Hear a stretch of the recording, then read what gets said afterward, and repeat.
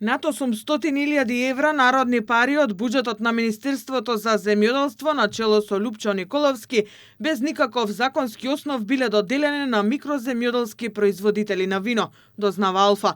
Јавниот повик за финансиска поддршка бил распишан во 2023 година, кога министер за земјоделство беше Николовски, а според наводите 50 милиони денари или околу 820.000 евра биле доделени на мали семејни винари.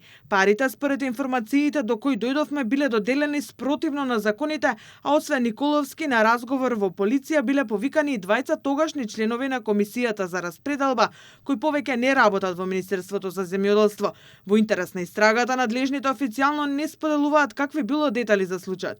Веројатно се собира и документација од Министерството за кривичната пријава која МВР треба да ја достави во јавното обвинителство. Николовски пак преку статус на социјалните медиуми тврди дека ова бил монтиран случај со цел власта да ја нападне според него најуспешната реформа во земјоделството. Не станува збор за прекршување на законот за јавни набавки ниту за пријава од земјоделци. Станува збор за монтиран случај кој треба да го отргне вниманието од вистинските прашања. Криминалот не се прикрива со монтирани случаи. Неспособноста не се крие со напади врз туѓите успеси.